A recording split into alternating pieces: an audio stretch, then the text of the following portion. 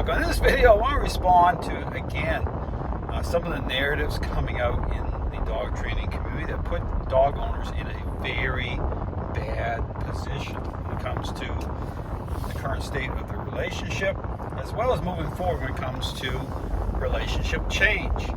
Now, the narratives that are out there, again, talking about a couple of these problematic ones, is elevating the dog up to a level of basically being your partner, okay? But partner in a way in which, again, in terms of a relationship in which a dog is just a dog. That at the relationship level, again, even in terms of, again, dealing with certain behavioral issues, that they are just part of the course, that they can't be overcome. There's no such thing as relationship change.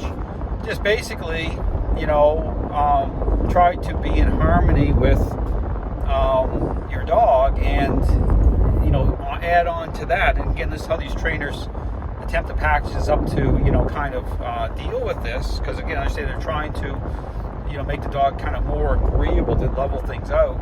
It's like, give the dog more exercise, give the dog a job, just do certain things, to try to find a balance with stuff.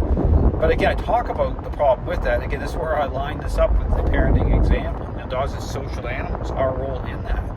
I understand they're very much about hierarchy. Strength and weakness comes through nature.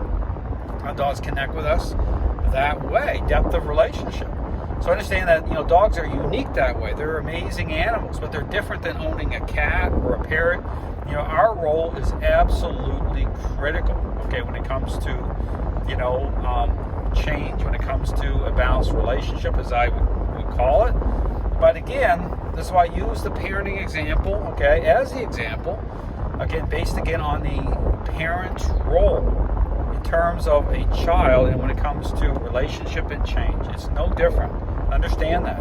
And so understand that, but understand what makes these trainers and what they're doing, they're playing the system, okay? Understand they're no different than, Zach George out there and all these other trainers. They're trying to do it in like a little different, their own kind of spin on it. But it's what it does though, it takes you end up in the exact same dead end place. You end up, managing a problem without fixing it. You end up eventually getting blindsided by a aggressive moment, and ultimately you end up not really happy with your dog. Okay, understand that this is part of the course. But here's the thing that makes it so appealing, because understand that, really think about what I'm saying. If your role is critical and based again on your current relationship, on your emotional connection, right? That needs to change, right?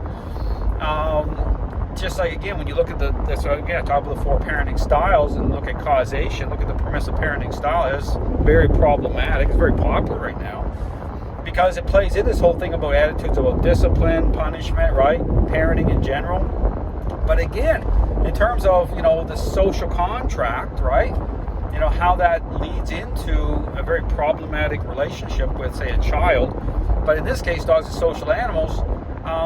That based again on what that connection represents, that social contract with the dog, it leads to the same type of problem. The same problems exist.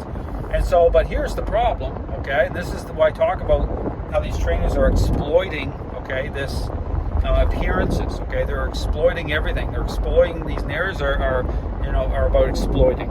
Is that, how great is it if have that type of emotional connection, and these trainers are leading you to believe that, you really don't have to change, okay? You can just be who you are.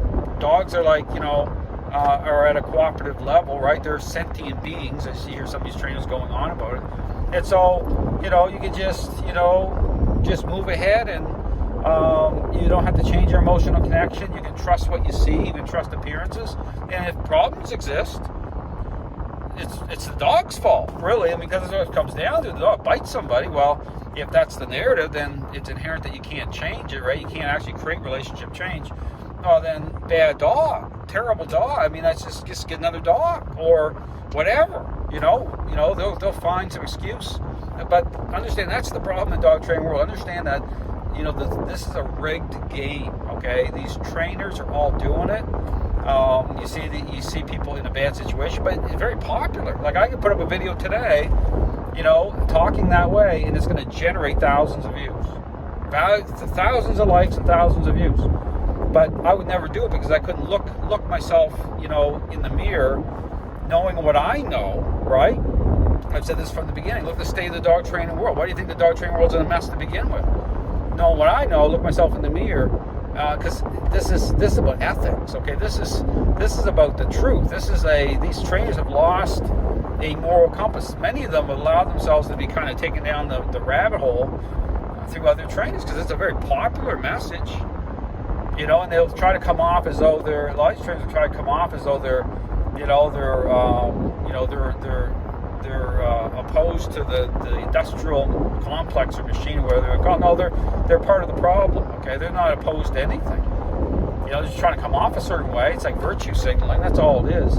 But it's a joke. Okay, I understand. But it's a sad joke because the collateral damage. All this is all these dogs being destroyed. People who are stuck in a relationship problem, and these trainers keep playing the game.